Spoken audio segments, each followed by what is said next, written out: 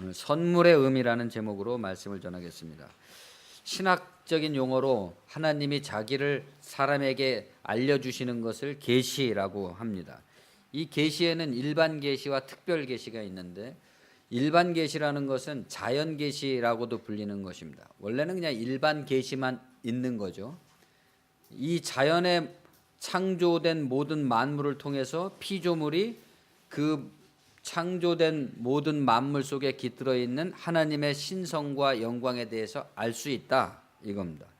그렇지만 사도 바울은 이 일반 계시를 스스로 인간이 자각해서 알 수 있는 사람은 아무도 없다 그랬습니다. 그러면 어떠하냐? 우리는 나으냐? 결코 아니라. 유대인이나 헬라인이나 다 죄 아래에 있다고 우리가 이미 선언하였느니라. 죄 아래에 있다는 것은 무지 아래에 있다는 거죠. 하나님을 알지 못한다.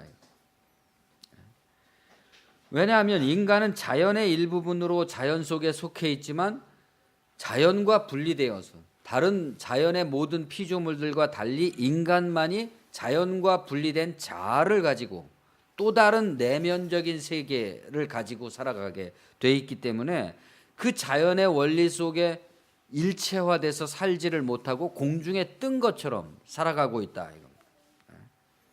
이 분리가 자연 속에서 인간을 매우 독특한 위치에 처하게 하는 거죠. 하나님을 방불하는 존재로 존재하게 하지만 그의 그 하나님을 방불하는 존재로 존재하는 자유가 인간의 비극의 원인이 된단 말입니다.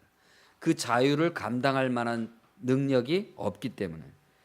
자연 속에서 사람은 자연에서 유리된 발이 땅에 떨어져서 먼 곳을 떠도는 나그네와 같이 살고 있죠. 무한한 자유가 주어져 있지만 그 자유를 실천할 수 있는 현실적 능력이 없기 때문에 자유를 추구하면서 자유 때문에 괴로워합니다. 그러나 자연은 자연에서 분리되어서 유리하면서 그 자유 때문에 괴로워하고 있는 인간에게 아무런 언질도 주지 않고 아랑곳하지 않고 자기의 일을 계속해 나간다, 이거죠. 그러니까 그게 자연이죠. 자연 스스로 말미암는다. 자연스럽게 그렇게 되는 거죠. 그래서 바울은 다시 이렇게 감탄을 합니다. 아까 우리가 불렀던 찬양처럼 깊도다 하나님의 지혜와 지식의 풍성하며 그의 판단은 헤아리지 못할 것이며 그의 길은 찾지 못할 것이로다. 누가 주의 마음을 알았느냐? 누가 그의 모사가 되었느냐? 누가 주께 먼저 들여서 갚으심을 받겠느냐? 이는 만물이 주에게서 나오고 주로 말미암고 주에게로 돌아감이라. 그에게 영광이 세세토록 있을지어다. 바로 이 자연 계시에 감추어지고 아랑곳하지 않는 속성 때문에 인간에게는 인간의 언어로 그 자연 계시 속에 들어있는 감추어진 메시지를 인간의 말로 바꾸어서 번역해서 얘기해 줄 것이 필요하다. 이게 특별 계시인 거죠. 성서가 그래서 특별 계시라고 부르는 겁니다. 그러나 특별 계시라고 부르는 것은 자연 계시와 하나님을 알려주는 방식에 있어서 차이가 난다는 것이지 내용이 다르다는 건 아닙니다. 똑같은 내용을 얘기하고 있는 건데 인간이 자연 계시 속에 들어있는 자연적 방식으로는 알지 못하니까 뭔가 특별한 것이 새롭게 필요했다. 자연의 원리나 성서의 말씀이나 그 드러내려고 알려주려고 하는 내용은 똑같다 이겁니다. 여러분이 교회에 와서 신앙생활을 하는 것이나 삶 속에서 자연 속에서 살아가는 속에서 얻어지는 것이나 그 핵심적인 메시지는 똑같다. 그런데 이 같다는 점을 우리가 기억해야 되는 거죠. 그러니까 교회 생활을 오래 할수록 자연적인 사람이 자연 친화적인 사람이 돼야 되는 거죠.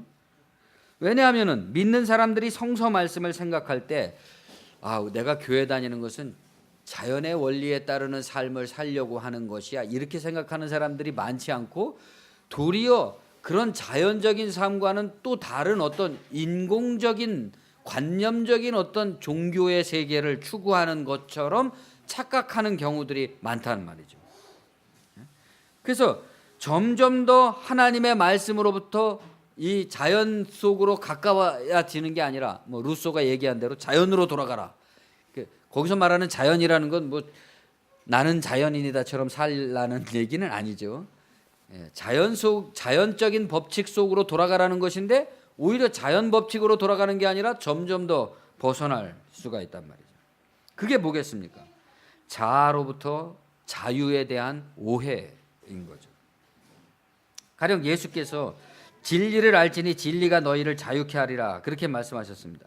진리라는 것은 자연 계시 속에도 들어있는 것이고 예수님의 말씀 속에도 들어있는 것이기 때문에 예수님의 말씀을 잘 알아들으면 자연과 일체화되는 삶이 되는 거죠. 그게 진리인 거죠. 예수의 가르침을 통한 변화라는 것은 자연 계시 속에 들어있는 하나님 말씀과 일체가 되는 겁니다. 그래야 진리를 알게 됨으로써 선악과 이후에 분열된 인간의 자유의 문제가 해결된다. 자유는 주어졌는데 이게 뭐가 뭔지 모르는 그 문제 때문에 인간의 모든 비극이 시작됐는데 그 문제를 해결해 준다 이거죠. 그러나 성서라는 특별 계시를 통해서 기독교인들이 자연 계시 속에 우리들의 삶이 자연이 깃든 하나님의 말씀과 일체를 지향해 나가는데 있는 게 아니라 인위적인 예배, 어떤 인공적인 조직 또는 의식, 계율, 도덕, 윤리 이런 것을 신앙의 내용으로 인식하게 되고 그것을 자꾸만 신앙이라고 더 증대시켜 나가게 되면 어떤 결과가 빚어지겠느냐 말입니다. 어린아이 같이 되지 않으면 천국에 못 들어간다 그랬는데 점점 수많은 어른의 장치들을 구축하게 되는 거잖아요. 그게 바로 도스토옙스키가 그의 최후의 장편 까라마조프의 형제들에서 무신론자인 이반 까라마조프의 입을 빌려서 펼쳐 보인 대신문관 이야기라는 그 희곡 속의 내용입니다. 그 내용을 보면 이단 신문을 통해서 수천 명을 날마다 화형시키던 중세기 스페인의 세비야에서 원래 그 이단 신문이 스페인에서 굉장히 성행했잖아요. 그 세비야의 예수 그리스도가 복음서에 기록된 모습 그대로 나타났다. 그러니까 사람들이 딱 보면 벌써 성경을 아는 사람들은 예수님이 다시 나타났다 알았단 말이죠. 그분은 자기가 죽기까지 인간에게 자유와 해방을 주려고 했던 인간들이 그럼 어떻게 살고 있나를 보고 싶어 하셨습니다. 그런데 전혀 자유를 못 누리면서 사는 거예요, 사람들이. 그래서 예수는 어쩔 수 없이 2000년 전에 하셨던 일들을 다시 할 수밖에 없었다. 그러니까 다시 하게 돼서 사람들이 열광을 하게 돼서 어느 날 어떤 죽은 소녀를 살리는 기적을 다시 행하셨더니 그것을 본 대신문관, 종교재판관이 친위대에게 명령해서 예수를 체포해서 감금하게 됩니다. 그리고 밤중에 이제 예수를 찾아와서 문답을 하게 되죠. 그러면서 이 대신문관이 예수님께 교회가 예수님의 뜻과는 어울리지 않게 반그리스도적인 제도와 폭력으로 민중을 속이고 억압하면서 그들의 자유를 박탈할 수밖에 없는 이유를 설명을 합니다. 우리가 복음을 몰라서 이런 게 아닙니다. 그런데 이럴 필요가 있기 때문에 이렇게 됐다. 왜 그러냐? 한마디로 민중이라는 것은 믿을 게 못 되기 때문이다. 오늘은 예언자의 말씀에 대해서 환호를 하지만 내일은 예언자가 죽는 화형대에다 나뭇가지를 던지면서 그에게 저주를 퍼붓는 사람들이 민중이다. 그렇게 얘기를 합니다. 왜냐하면 그 사람들은 그리스도가 주신 믿음이라는 건 양심과 양심의 자유에 따라서 행동할 것 자유잖아요. 그런 양심의 자유를 누리고 행사할 능력이 없기 때문이다. 예수님은 광야에서 3가지 마귀 시험을 거부하심으로써 통과하셨잖아요. 그 3가지가 뭡니까? 기적과 초능력과 권위입니다. 기적과 초능력과 권위로서 예수를 유혹하는 마귀에게 예수님은 그런 것 대신에 말씀 자체의 자유를 선택하셨습니다. 그러한 기적이라든가 초능력이라든가 권위에 의존한다는 것은 나의 자유를 거기다가 맡기는 거잖아요. 거기다가 맡겨서 그의 종이 되는 거죠. 기적의 종이 되고 권위의 종이 되고 초능력의 종, 마술의 종이 되는 거죠. 그런 것을 거부하고 오직 하나님의 말씀 자체의 자유를 선택했다. 사단은 어떻게 했습니까? 빵을 미끼로 자유를 뺏으려고 했잖아요. 타협하려고 했지 않습니까? 그러나 그런 자유를 감당할 수 있는 사람은 언제나 소수일 뿐이다. 예수님과 같은 또는 뭐 사도들과 같은 또는 아주 굉장히 수련이 고도로 수준이 높은 그런 사람들만이 빵의 유혹을 거부하고 하나님 말씀의 자유를 선택할 수 있을 뿐이다. 대부분의 평범한 사람들은 신적인 자유보다는 누군가의 기적과 마술과 권위에 의존해야지만 믿음을 갖는다. 그런데 그건 사실 예수님이 전해준 믿음은 아닌 거죠. 누군가의 기적, 마술, 권위에 의지하면서 생긴 믿음은 그 사람에게 구속된 믿음이잖아요. 하나님의 자유가 아니라. 그렇지만 그런 사람들은 진리의 자유보다는 세상의 빵을 더 원하는 연약한 사람들이기 때문이죠. 예수는 그런 연약한 인간들에게 빵이 아닌 자유를 주기를 원했다는 겁니다. 그러니까 감당도 못할 사람에게 자유를 줘버렸다 이겁니다. 그렇게 되니까 이 사람들은 예수가 주신 자유도 감당하지 못할 뿐더러 예수가 주신 자유 덕분에 빵도 얻을 기회를 놓치게 됐다는 겁니다. 그래서 혼란이 일어났다 이거죠. 이것도 아니고 저것도 아닌 혼란이 일어남으로써 삶이 지옥같이 되었다는 거죠. 그래서 가톨릭 교회에서는 민중들에게 질서와 빵을 주기 위해서 그리스도의 복음을 불가피하게 변개시킬 수밖에 없었다. 변개시킨다는 것은 뭡니까? 예수가 선택한 하나님 말씀의 자유를 선택한 게 아니라 사단이 유혹한 세 가지를 선택했다. 그것이 뭡니까? 기적, 초능력, 권위. 그러니까 이제는 인간에게 그 어떤 세상에서의 마술적인 행위, 초능력적인 행위, 권위적인 권력 그 어디에도 속하지 않은 신적 자유를 인간에게 줬는데 인간은 이제 다시 자기의 빵을 얻기 위해서 그 자유를 교회에다 맡겼다는 겁니다. 대신 교회가 빵을 주는 대신에 그들을 다스리고 통제했다. 기적과 초능력과 권위로서. 그런데 사실은 가톨릭 교회가 주는 기적과 초능력과 권위라는 것은 속임이죠. 예수가 주신 그런 게 아니라 대신문가는 자유라는 것은 그것을 감당할 수 없는 민중에게는 결코 줘서는 안 되는 고통일 뿐이다. 자유를 주면 줄수록 민중은 더욱 혼란에 빠지지만 자유를 박탈하게 되면 오히려 단순해지고 평화로워지고 질서가 생긴다. 그래서 이제 교회는 교회와 자신에게 위임받은 이 권한으로 백성들을 다스리고 있기 때문에 이제는 그 누구라도 심지어 재림한 예수라고 할지라도 우리가 위임받은 이 인간에 대한 자유를 다시 빼앗아서 저들에게 줄 수는 없다. 그건 불법이다. 만약에 그런 일을 하게 된다면 이단으로 정죄를 받고 화형에 처해질 것이다. 이렇게 얘기합니다. 왜냐하면 예수가 주었던 자유 때문에 사람들이 극도의 무질서 속에 빠졌었는데 세상이 그것을 이제 겨우 바로잡은 지금에 와서 다시 사람들을 혼란스럽게 한다면 어떻게 되겠느냐 세상이. 대신문가는 자신도 한때는 신실하게 하나님을 섬기는 종이었지만 결국은 이것이 현실의 진리라는 것을 인정할 수밖에 없었다. 이렇게 고백을 합니다. 참 대단한 얘기죠.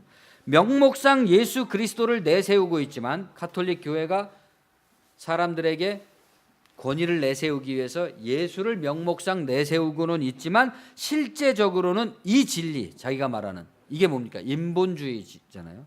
인본주의적 진리를 따르는 이중적 태도로 사목 활동을 할 수밖에 없다. 사람들 앞에서는 예수의 말씀을 얘기하지만 사람들을 다스리는 방식은 그런 사단적인 마귀적인 방식으로만이 사람들을 다스릴 수 있다는 겁니다. 이중적으로. 그리스도는 그의 이야기를 다 듣고 난 후 아무런 항의의 말씀도 없이 2000년 전에 그렇게 하셨던 것처럼 대신문관에게 조용히 다가가서 입을 맞춥니다. 마치 용서하는 자가 도리어 화해를 청하는 것처럼 입을 맞춥니다. 그러자 이러한 예수의 태도에 몹시 당황한 대신문관은 예수를 풀어주면서 다시는 나타내지 말라고 이렇게 요청을 하게 되죠. 그리스도의 화해와 용서는 이해하고 받아들이겠지만, 그러니까 자기 자신이 개인적으로 그리스도가 지금 자기에게 입맞추신 그 용서와 화해는 충격적으로 받아들이지만 현실은 현실이라는 거죠. 예수가 떠나자 대신문관은 다시 이전과 같은 삶을 살아가게 됩니다. 수천 명씩 화형을 시키면서 말이죠. 이 까라마조프가의 형제들에 나오는 까라마조프가라는 그 집안은 홍수 위에 떠 있는 노아의 방주와 같은 러시아 전체, 그 당시 러시아 전체를 가리키는 상징적 이름입니다. 아버지 표도르 까라마조프의 부패와 탐욕과 쾌락을 물려받은 맏아들 드미트리는 영혼 깊은 곳 속에는 구원에 대한 갈망을 가지고 있지만 육체의 광기를 절제하지 못하는 그러한 욕망에 물든 현실의 러시아를 가리키고, 둘째 아들 이반은 철저한 무신론적인 실존주의자로서 합리주의적인 사상을 받아들이고 그것으로서만이 러시아를 개혁할 수 있다, 바꿀 수 있다. 심지어 아버지를 죽여서라도, 그러니까 이전 세대를 전부 다 말살시켜서라도 새로운 러시아를 만들어내야 된다는 이 서구주의자를, 또 표도르의 사생자로 태어난 콤플렉스와 간질병 발작으로 뒤틀린 고통에 시달리다가 둘째 아들 이 무신론자인 이반이 신이 없으면 모든 것이 다 허용될 수 있다라는 얘기를 하나의 암시로 듣고 자기의 생부인 표도르를 살해하는 스메르자코프라는 인물은 맏아들과 둘째 아들 어디에도 속하지 못하고 방황하고 있는, 자학적으로 방황하고 있는 그 병든 러시아의 민중들을, 셋째 아들 알료샤는 이 모든 러시아적 혼돈 가운데서도 여전히 정교회적 구원을 간직하고 유지 보존해 나가려고 하는 슬라브주의자를 가리킨다고 볼 수 있습니다. 이 대신문관 이야기는 둘째 아들 이반과 셋째 아들 그 알료샤와의 대화 가운데서 나오는 거죠. 그러니까 서구주의자와 슬라브주의자의 대화 가운데서 서구주의자인 이반이 슬라브주의자인 알료샤를 공격하기 위해서 하는 얘기지만, 실제로는 작가가 보여주려는 것은 거꾸로 이반이 알료샤를 공격하고 있는 모양을 취하고 있지만, 작가가 보여주려고 하는 것은 실제로는 서구적인 사상, 합리주의, 로마 카톨릭, 또 사회주의, 공산주의 또는 프로테스탄티즘, 이 서유럽을 이루고 있는 모든 정신들이 정교회가 간직하고 있는 고대의 초기 기독교, 이 고대의 초기 기독교라는 것은, 이 로마 카톨릭은 교황 체제를 통해서 구축이 됐잖아요. 그러나 이 러시아 정교회는 원래 그리스 정교회에서 나왔는데, 그리스 정교회의 전통은 수도원 전통이죠. 수도원 속에서 수도사들이 수도하는, 그러니까 하나의 정치 제도를 구현하는 것이 아니라 예수와 같이 세상으로부터 자유로운 존재에서 나오는 명상을 추구했단 말입니다. 그러니까 그런 전통 속에서 러시아 정교회의 총대주교들은 대개 수도원 출신의 수도사들이 됐단 말이죠. 지난 시간에 얘기했던 대로 흑승들이. 그러니까 그러한 초기 교회 교부들의 그 자유로운 영혼, 이 세상 어디에도 구속되지 않고 속하지 않은 자유로운 교회를 유지하려는 입장에서, 그러한 세계를 구현하는 것이 하나님 나라라는 입장에서 서구 사회를 비판하고 있는 것입니다. 그러니까 로마 카톨릭이든 프로테스탄티즘이든 사회주의든 그 합리주의든 그 모든 사상은 전부 다 인본주의 사상이고, 그것이 만들어내는 것은 그 끝은 무신론이다.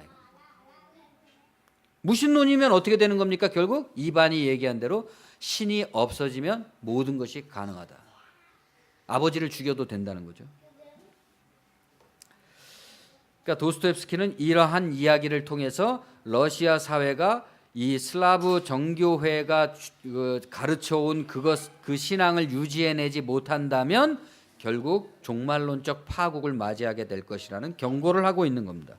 그러니까 서구 중심의 세계사가 근현대사를 어떻게 속임과 억압과 수탈로 지배하면서 물들여 왔는지를 우리가 생각해 본다면 작가가 경고하는 것이 무엇인지를 알 수가 있죠. 오늘날 세계가 이렇게 전쟁과 핵무기와 이런 세계가 돼버린 것은 다 이 서구 사상의 결과잖아요. 결국 그러한 인본주의 사상이 빼앗아간 게 뭐라는 겁니까? 자연계시, 신과의 일체, 신과의 합일, 자연계시와 일체를 이룬 명상적 비전으로서의 구원, 하나님 나라의 가능성을 상실해버렸다. 이제는 인간이 너무나 먼 인간 문명을 구축해 온 나머지 돌아갈 길을 아예 잊어버렸다는 거죠. 이게 문제인 거죠. 인위적이고 가공된 논리와 거기서 나온 기계적인 문명의 비인간화라는 결과는 어떤 겁니까? 스메르자코프를 충동질시켜서, 자기가 직접 죽이는 게 아니잖아요. 스메르자코프를 충동질시켜서 부친을 살해하는 이반, 이게 서구 문명의 모습인 거죠. 비록 부패하고 탐욕스럽고 완고한 독재자로 변질되었지만 아버지를 죽인다는 것은 신을 죽이는 거잖아요. 아버지를 죽인다는 것, 신을 죽인다는 것, 신을 죽일 수 있다는 사상, 이것은 생명의 근본을 부정하는 태도이죠. 우리가 그로부터 나왔기 때문에. 우리가 나온 그곳을 죽여버림으로써 우리는 돌아갈 곳을 잃어버리게 되는 거죠. 구원의 상실입니다. 이반의 말을 다 듣고 난 후에 까라마조프의 형제들에서 이반이 이런 말을 이제 하니까 알료샤가 이반의 말을 다 듣고 난 후에 그리스도가 대신문관에게 했던 것처럼 이반에게 다가가서 말없이 입을 맞춥니다. 마치 용서해 주는 자가 화해를 요청하는 것처럼. 그러자 이반은 대신문관 이야기 속 그리스도에 대한 표절이라고 이렇게 농담을 하면서도 대단히 기뻐합니다. 어떤 위안을 받는 거죠. 우리가 자기가 나온 자기 집, 자기 부모, 자기 교회, 자기 나라를 비판하거나 부정해야 될 때는 굉장한 에너지를 갖게 되죠. 파괴적인 에너지를 갖게 되고, 그것은 아무리 정의의 모습을 하고 올바른 모습을 하게 될지라도 양심의 고통을 주죠. 그런 걸 가지고 인간이 구원받는 건 아니라는 거죠. 결국 이 알료샤의 입맞춤, 논리보다는 인간에 대한 사랑 그 자체가 인간에게 구원이라는 알료샤의 주장이 오히려 설득력을 보이고 있는 그런 셈인 것입니다. 그때 가이사 아구스토가 영을 내려 천하로 다 호적하라 하였다. 이 호적은 구레뇨가 수리아 총독되었을 때 처음 한 것이다.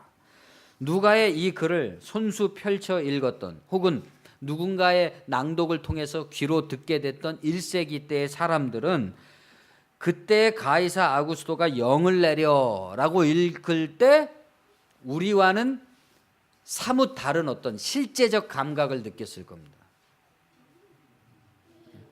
그들은 다 로마 황제 가이사의 치하에 살고 있었잖아요. 그때 당시의 사람들은 태어나면 그게 그냥 로마 황제의 치하가 세상인 거예요. 이걸 생각해야 됩니다. 우리가 북한 사회를 생각할 때 뭐 내재적 접근법이 아니고서는 도저히 이해할 수 없다, 그런 얘기를 하잖아요. 거기서 태어난 사람의 입장이 돼보지 않고서는 그 사람들이 하는 짓을 이해할 수 없다. 마찬가지로 로마 제국에서 태어난 사람들은 제국 자체, 제국의 질서, 제국의 문화, 제국의 문명, 제국의 법, 이게 세상인 겁니다.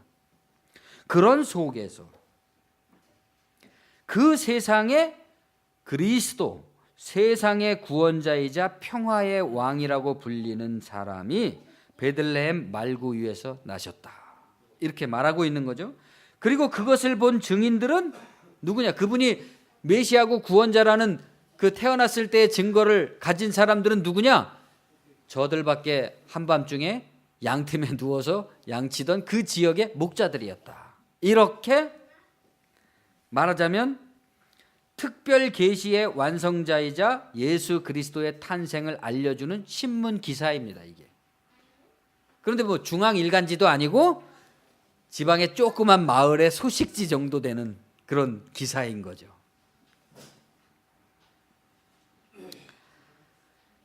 여기서 중요한 것은 이러한 방식으로 오신 예수 그리스도가 어떻게 자연 계시 속으로 사람을 다시 돌아가게 해줄 수 있는 이 지상의 어떤 기적과 초능력과 마술적 속임의 지배로부터도 자유로운 명상적 인간으로 돌아가게 할 수 있는 특별 계시이냐, 이 방식이. 그러니 거기에는 이해가 필요한 겁니다. 그가 왜 오셨느냐, 왜 이런 모습으로 오셨느냐, 오셔서 하신 일이 무엇이냐, 그 최종적인 의미가 뭐냐. 왜냐하면 이것을 확정하고 확신하지 못하면 우리의 신앙이 자연으로 돌아가게 되는 게 아니라 대신문관 이야기처럼 다시 제국주의로 돌아가게 된다. 제국주의로 어떻게 돌아가는 겁니까? 제국주의로부터 그리스도께서 자유를 우리에게 주셨는데, 세상 권세로부터 자유를 주셨는데 세상 권세를 뭘로 바꾼 거예요? 교황이라는 이름으로 바꾼 거죠. 예? 밖에서 고통당하던 것을 이제는 안에서 당하는 것이고, 세상 권력의 이름으로 고통당하던 것을 교회 권력의 이름으로 고통당하는데, 전에는 그래도 고통을 고통이라고 인식 정도는 했는데 이제는 이걸 구원이라고 그러니까 이 고통을 구원이라고 받아들여야 되는지 아닌지를 모르게 되는 거잖아요. 로마 궁정의 옥좌에 앉아서 천하 사람의 숫자를 일일이 다 파악하라고 명령하는 가이사는, 오늘날 무슨 세계 정부 이런 거 다 마찬가지잖아요. 사람들의 그냥 인구 센서스를 실시해가지고 그 사람들을 다 통제하려고. 다윗이 인구 조사를 실시했을 때 하나님께서 그것을 심히 가증스럽게 봤다 그랬잖아요. 모든 인간들, 타인들을 자기의 통치 아래서 꼼짝 못하게 만들려는. 하나님의 나라는 그런 나라가 아닌 거잖아요. 인간을 통제하고 그것으로 수탈하고 지배하는 가짜 신이죠. 로마 황제는 하나님의 아들이라고 불렸는데 그 하나님의 아들은 가짜 신이고 적그리스도인 것입니다. 누가가 지금 그런 가이사와 대비시켜서 보여주는, 로마 궁정의 옥좌에 앉아서 천하의 모든 인간의 숫자를 다 헤아리라고 명령하고 있는 절대자, 가짜신, 적그리스도 로마 황제와 베들레헴 말구유에서 태어난 아기를 대비시키고 있습니다.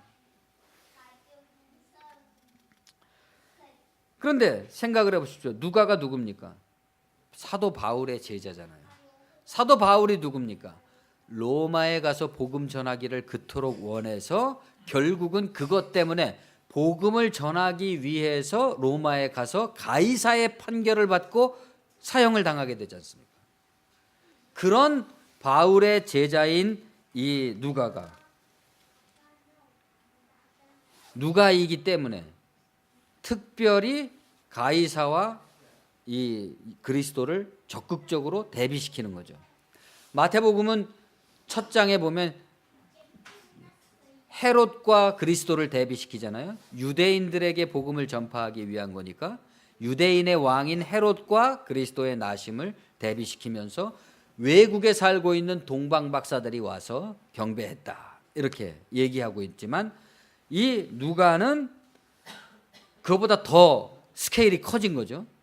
가이사와 그리스도를 대비시키면서 누가 그러면 이 사람의 보증자로 왔느냐? 동방 박사가 아니라 들판에서 양치던 목자들이 증인으로 왔다고 얘기하고 있는 것입니다. 그러면 그 목자들이 와서, 그 지역에 있는 보잘것없는 목자들이 와서 경배를 드렸다는 것은 어떤 의미를 갖는 것이냐? 그것은 좀 더 앞서 나가면 1장에서 마리아의 찬양에 나타나 있죠. 마리아가 이르되 내 영혼이 주를 찬양하며 내 마음이 내 하나님 구주를 기뻐하였으면, 아기를 잉태하고서 하는 얘기입니다. 내 영혼이 주를 찬양하며 내 마음이 내 하나님 내 구주를 기뻐하였으면 그의 여종의 비천함을 돌보셨습니다. 보라, 이제 후로는 만세의 날을 복이 있다 일컬으리로다. 능하신 이가 큰 일을 내게 행하셨으니 그 이름이 거룩하시며 긍휼하심이 두려워하는 자에게 대대로 이르는도다.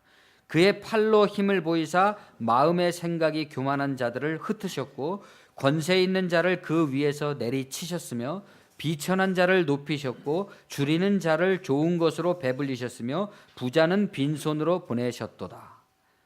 그 종 이스라엘을 도우사 긍휼히 여기시고 기억하시되 우리 조상에게 말씀하신 것과 같이 아브라함과 그 자손에게 영원히 하시리로다. 감춰져 있지만 거의 혁명적인 내용이잖아요. 거의 혁명적인 내용이죠. 이것은 사무엘에 나오는 한나의 기도, 여호와를 대적하는 자는 산산이 부서질지어다 하는 그 기도하고 거의 같은 맥락이죠. 이 세상의 구원자로서 오실 이 아들은 앞으로 이런 일들을 하게 될 거다라는 거죠. 이런 장면들은 어느 예술 영화의 퍼즐과 같습니다. 우리가 어떤 메시지, 심오한 메시지가 담긴 예술 영화를 보게 되면 각각의 개별적인 장면들은 거의 무의미하게 느껴질 정도로 도대체 저게 무슨 얘기를 하는 거지? 굉장히 유치하게 느껴지죠. 그런데 그 영화를 인내력을 가지고 끝까지 다 보게 되면 어느덧 그 전체적인 퍼즐이 완성되면서 굉장히 심오한 메시지가 딱 드러나게 됩니다. 마찬가지로 우리가 예수의 이야기를 기록한 복음서도 안목이 없는 눈으로 읽게 되면 개별적인 얘기들은 동화에 불과해집니다. 예수님께서 베들레헴 말구유에서 태어나셨다. 뭐 우리가 어렸을 때 어린애들한테는 그게 뭐 아름다운 동화지만 거기서 발전된 게 없이 그냥 계속 아름다운 동화로만 가지고 있는 거죠. 각 단편들을 다. 그것들이 전체가 어우러져 갖고 하나의 심오한 메시지로 우리에게 울려오질 못하고 말입니다. 여기에는 이유가 있는 거예요. 다. 이 각각의 무가치하고 단순하고 동화같이 유치한 이야기들의 모음이 전체적으로 하나의 거대한 메시지를 이룬다는 것은 결국 인간의 삶의 모든 실제적인 부분이라는 것은 이렇게 다 감추어져 있다는 거죠. 유치하고 단순하고 동화 같은 이야기로 감추어져 있다는 거죠. 그 본래 의미가. 그렇기 때문에 그 의미를 전체를 완성시켜야 되는 의무가 인간에게 주어져 있는 거죠.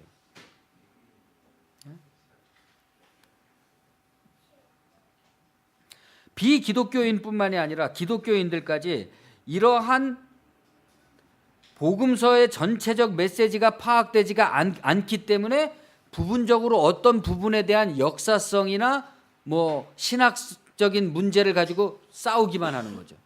이것이 예수가 뭐 누가복음에 기록된 이 예수 탄생의 이 얘기가 사실이냐 아니냐 뭐 그걸로 싸우는 거예요. 근데 누가 그것을 증명할 수 있겠습니까? 그것이 사실인들 사실이 아닌들 오늘날에 와서 그것이 사실이라고 증명할 수 있는 사람은 누구이며 사실이 아니라고 증명할 수 있는 사람은 누굽니까? 무익한 얘기죠. 거기서 말하는 건 그런 게 아니겠죠. 우리에게 말하는 것은. 어쨌든 이 복음서를 우리가 잘 못 읽으면 굉장히 유치하고 다른 문서들에 비해서 좀 퀄리티가 떨어지는 그런 얘기인 것처럼 보인단 말입니다. 사실 이게 저의 고백인데 모태신앙으로 어려서부터 교회를 다니고 성경을 읽어왔지만 성경을 읽고서 어떤 감동을 받기가 쉽지가 않아요. 왜냐하면 제가 또 문학을 공부했잖아요. 그러니까 다른 예를 들어서 다른 종교의 경전들을 생각해 보십시오.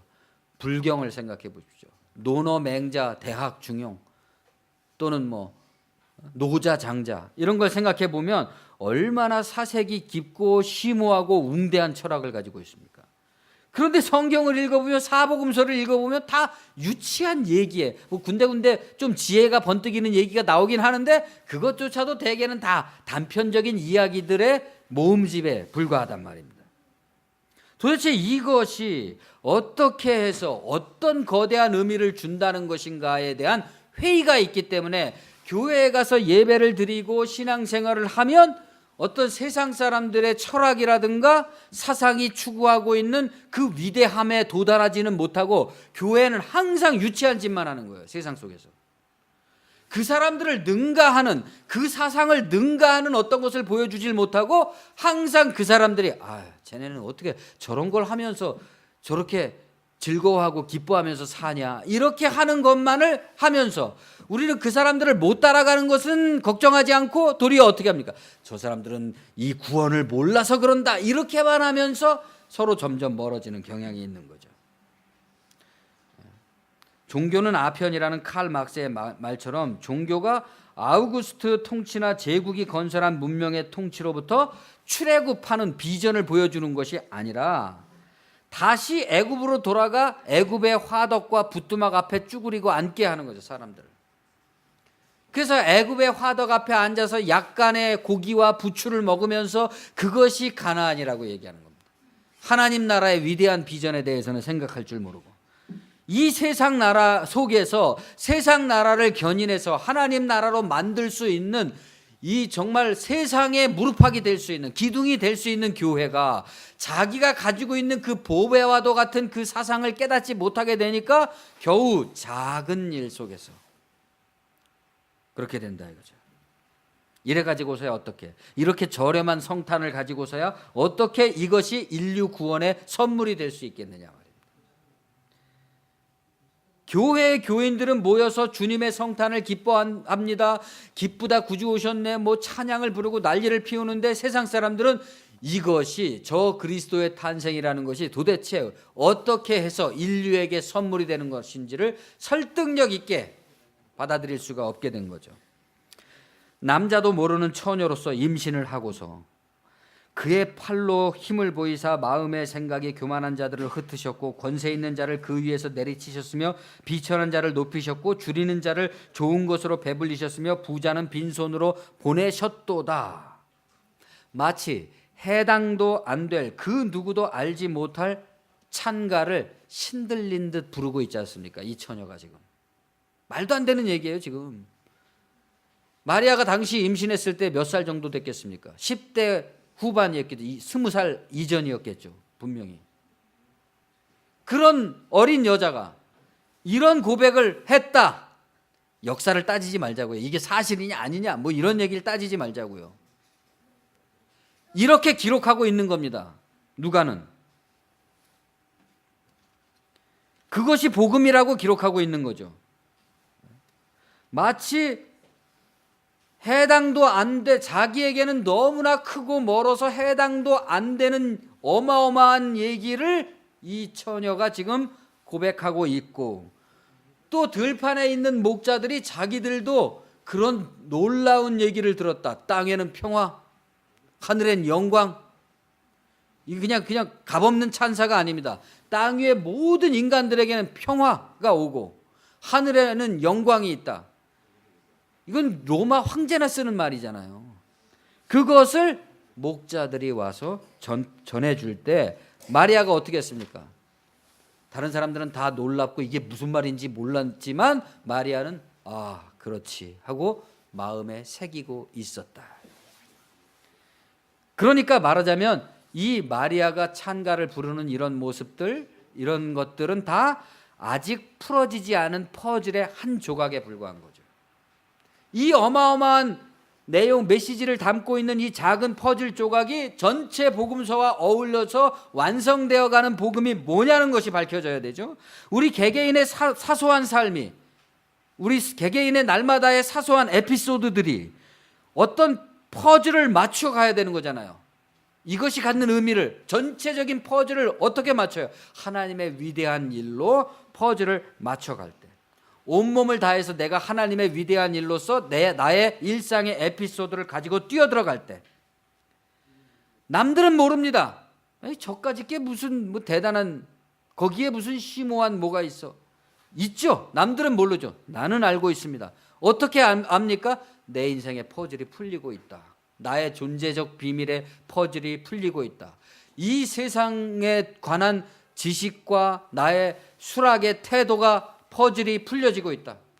내가 일생 동안 가지고 있었던 개개인적인 어떤 고통의 문제나 원망의 문제나 뭐 마음속의 괴로움의 문제나 나는 도대체 왜 이렇게 생겨 먹었지 하는 이 모든 퍼즐들이 풀어지고 있다. 전체적인 하나님 나라의 말입니다. 진리를 품은 우리는 알고 있습니다. 전모를 다 안다는 게 아니라 내 존재의 생의 퍼즐이 풀려져 나가고 있다는 것을 압니다. 그러니까 우리의 기도는 고작 세 가지 마귀 시험의 반복이 돼서는 안 되는 거예요. 마귀 시험에 지는 그런 반복이 돼서는 안 돼요. 그걸 통과한 다음의 얘기입니다. 지금 통과한 다음. 우리는 벌써 예수님으로부터 적어도 2000년을 살아왔잖아요. 사도들보다, 사도 바울보다 더 많은 지식을 알고 있잖아요. 그 양반들은 지구가 네모나고 끝에 가면 땅에 저 헛구렁으로 떨어진다고 생각하던 양반들이란 말이죠. 우리는 얼마나 많은 발전을 이루었습니까? 다시 돌아가서는 성탄이 전 인류적인 선물이 될 수가 없습니다. 부자들의 즐거운 파티 같은 게 되겠죠. 어린애들에게는 잠깐 그 애들을 즐겁게 해주는 선물이 될지 모르겠지만 그리스도라는 진정한 선물이 파악되지 않는 한 그 애들에게 진정한 선물이 못 됩니다. 세월호를 기억하셔야죠. 이 특별 계시는 인류 보편의 자연 계시, 삶 자체, 자연 자체, 인간 자체에서 예언을 발견하게 해주는 것이 아니라면 의미가 없습니다. 우리가 교회 생활을 하는 것은 자연의 속에서의 자신의 삶 속에서의 그 속에서 메시지를 발견하는 것이 아니면 의미가 없다. 예수님을 아무리 높이고 하나님을 찬양하고 또 헌금을 많이 갖다 붙이고 뭐 신전과도 같은 대예배당을 건축한다고 할지라도 그것이 이 말구유의 복음과 무슨 상관이 있습니까? 가이사 아구스토와 대비되는 말구유의 예수와 어떻게 상관이 있겠습니까? 그런 것이 애굽의 부뚜막을 점점 높이는 것뿐이죠. 선물은 선물로서 정말 선물의 가치를 가져야지만 비로소 선물이라고 부를 수가 있을 겁니다. 폴 트루니에는 선물의 의미라는 저서에서 시간, 공간, 가난, 연약함, 상실감 같은 준엄하고 가혹한 권세를 벗어나서 누구나 인간이 이러한 그 제한과 고통에 처해 있잖아요. 그래서 거기서 벗어나는 꿈, 그것이 가장 큰 선물이라 그랬습니다. 부모는 자녀를 사랑해서 선물을 주지만 대개 자기 취향을 강요하게 되죠. 아이는 고유한 정체성이 존중받고 있다는 것을 느낄 필요가 있지만 현실적으로는 점점 부모로부터 자기가 원하지 않는 것을 강요당하다 보니까 낯선 이방인이 돼가든지 아니면 부모의 권세에 굴복해서 그만 그 부모에게 의존적인 상태의 인간이 되고 맙니다. 반항자로서 부모로부터 뛰쳐나가거나 아니면 부모 밑에서 꼼짝 못하는 사람이 되는 거죠. 심지어 부모 쪽에서 자녀들 중 누군가를 노골적으로 편애하는 경우들도 있습니다. 말하자면 선물을 가지고 이제 장난을 하는 거죠. 겉으로는 드러나지 않지만 이런 상처는 인간의 일생에 흔적을 남깁니다. 곧 언제나 조건부 사랑에 의해서 스스로가 시험받으면서 늘 시달리면서 그러다 보니까 자기 자신도 어느덧 그러한 조건부 신앙에 물들게 되는 거죠. 악순환이 계속되는 겁니다. 나는 아버지같이 절대로 살지 않을 거야 라고 주장하는 사람은 아버지같이 절대로 살지 않겠다는 그 절대의 신념 때문에 아버지하고 똑같아지죠.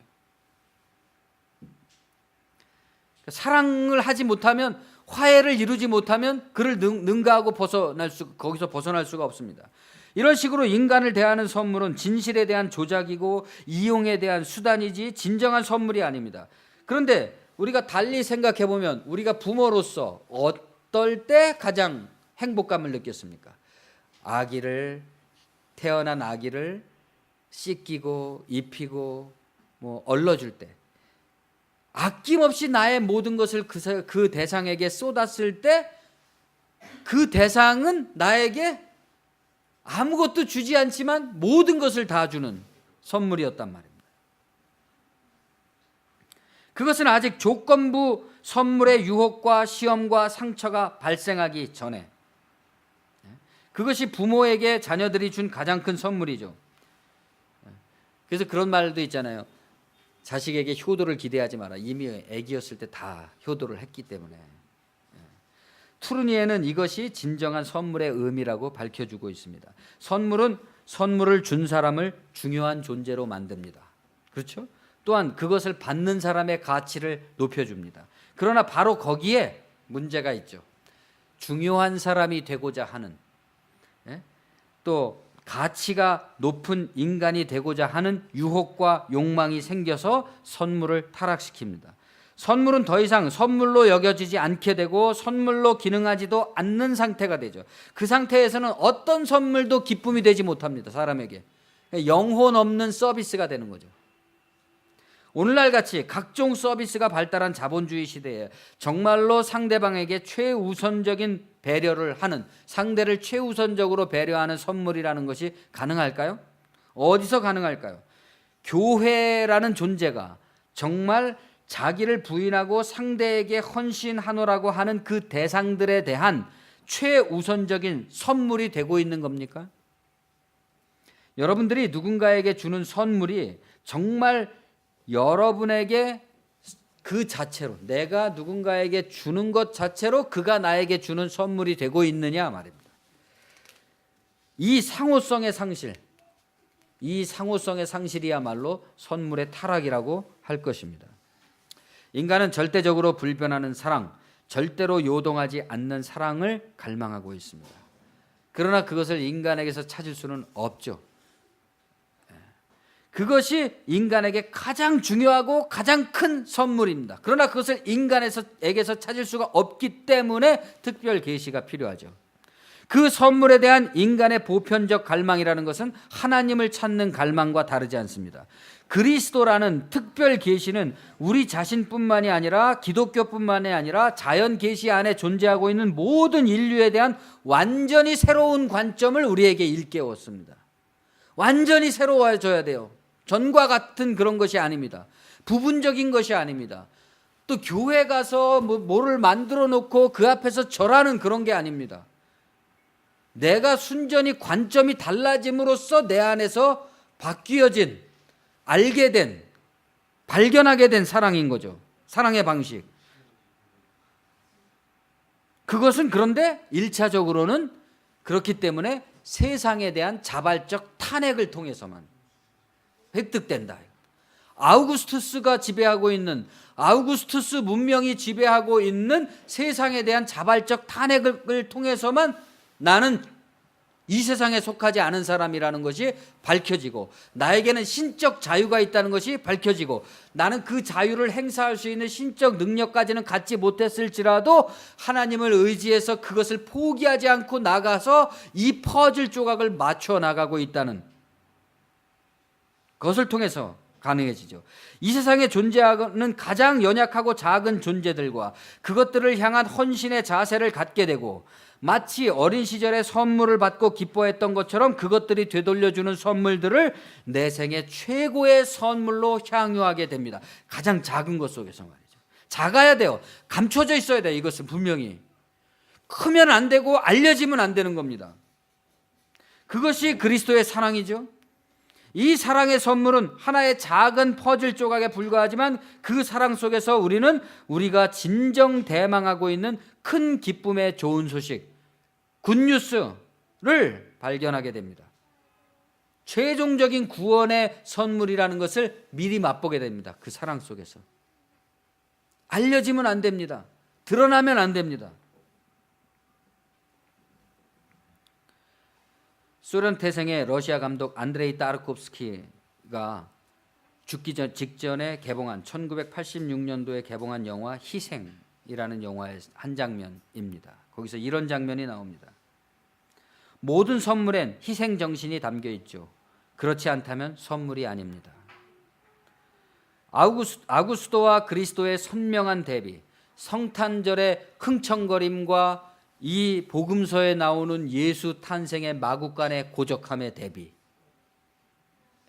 세상의 권력과 영광의 어마어마함과 목자들이 얘기하는 땅 위의 평화, 하늘의 영광의 이 현저한 대비,